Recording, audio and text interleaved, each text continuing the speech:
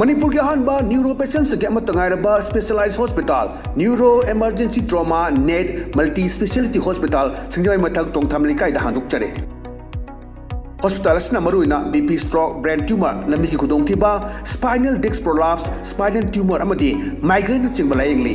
hospital asida neuro gi layeng bar changba afaba makhal gi khusu khulai amadi machine marang kaida lei masina kokal mari lenaba tongan ba makhal gi anaba sing ningthina layengli lamdam masida neurosurgeon yamna tangariba maramna chingmadi arapa mafumdagi lakpa anaba sing neurosurgeon unanaba honabada awaba kya mayongdari masida sunatna matam tintana anaba layengna maram oraga khudong thiba kya su mayongdari masi punamakhtagi kharado orabusu kananaba Dr. Parkinson Singh MCS Neurosurgery AIMS New Delhi na masamaki hospital asida pung kunmari leituna anaba sing layengli hospital asida ataba mamalda layeng batana OPD general amadi ICU beds operation medicine x-ray amadi lab ka mai lena basnasu ataba mamalda phangalli ngasi magdenshin biro amadi kudong saba singa silobiyo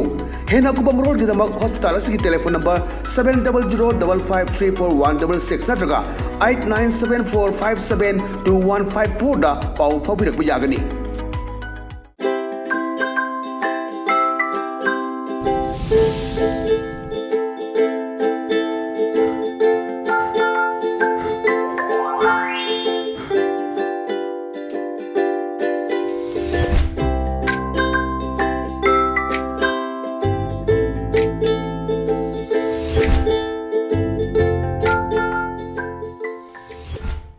Kramzari, ELITETV ki test cartoon ki mahau meng tabiru sa hamatara moksari meron ngasi infal fonga pau singi cartoon singda cartoonishna kadi haini liba kadi fongong liba kadi wakal kalam liba do mi amda sanwa thamjage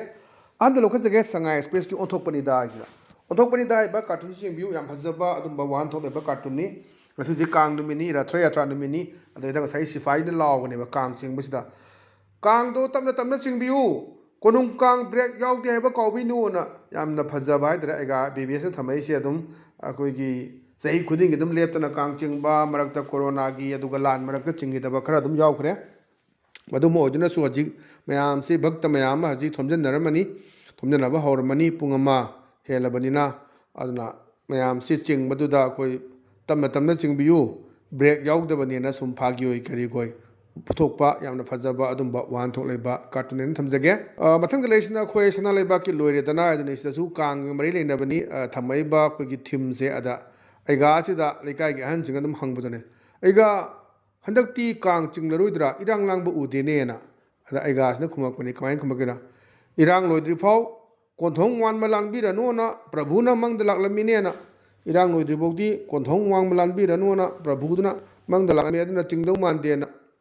ide kang chingkidaba adagi amuramdana kang chingamagasu hauji akhoi katpinaba leiraktraba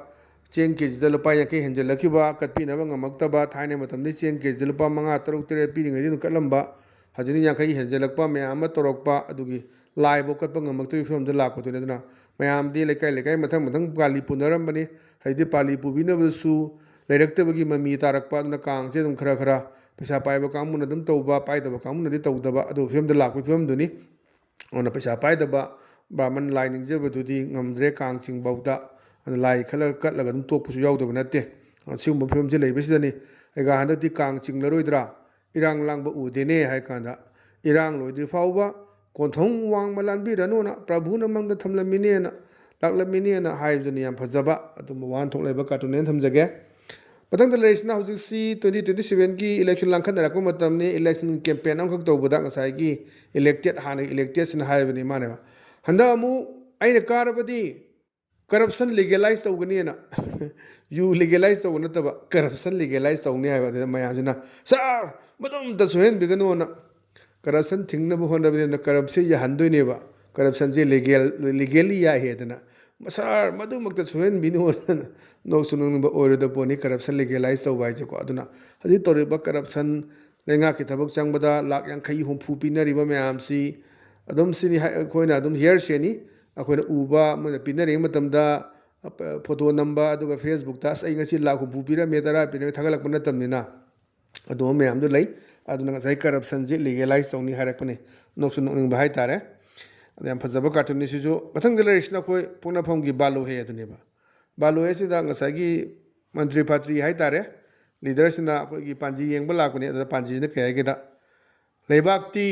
चरांग नखिनी दशा लांगफम की वानते सिदी लेबाक ngakpa haitaba marin yaudabagini khojin da changleba tumdo satri makhaidi ingloyena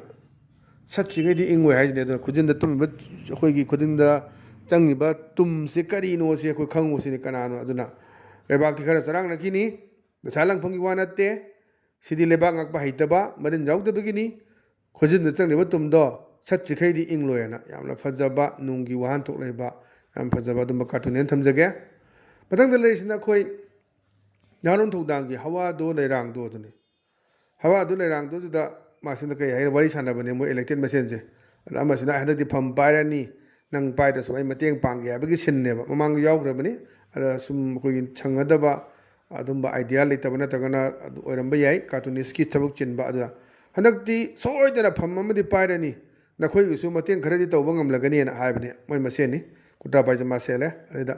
Nan Musutamuna Piny, had a mean a pike. Hana muswari koksi sam yawra roena mayamna phoi bada yawra roi haibagi yamna phajaba hai tare ko yam phajaba dumba we cartoon ne the mathang the leishna koi People's Chronicle gi Thursday theater is na Thursday theater is da khabar da paw se e bani sai electation na toraga adamana chai bani see how dare you write this nang kai karam ka mind nang kai thonga le na si e ru banoba amid the prevailing situation, nobody will believe it. It's written by you, but me. Kanamtana Taza Roine say,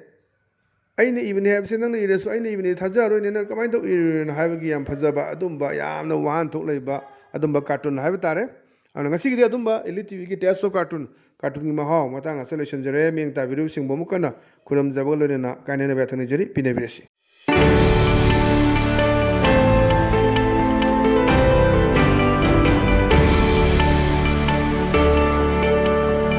Trauma Net Multi Speciality Hospital Singjai Mathak Tongtham Likai da Handuk Chare Hospital asna maruina BP stroke brain tumor lambi ki khudong thiba spinal disc prolapse spinal tumor amadi migraine chingba layengli Hospital asida neuro gi layeng bar changba afaba makal gi khusu khulai amadi machine marang kai de lei masina kokal mari leina ba tongan ba makal gi anaba sing ningthina layengli Lamdam masida neurosurgeon yamna tangariba maramna chingamadi arapa mafumdagi lakpa anabasing neurosurgeon unanaba honabada awaba kya mayongdari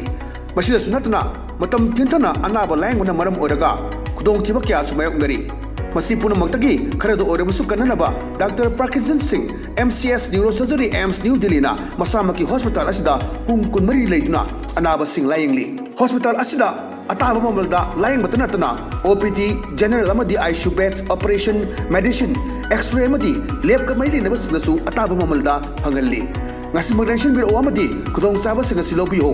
hena ko bamrol di damak hospital asigi telephone number 70055341666 natraga 8974572154 da pau phabirak yagani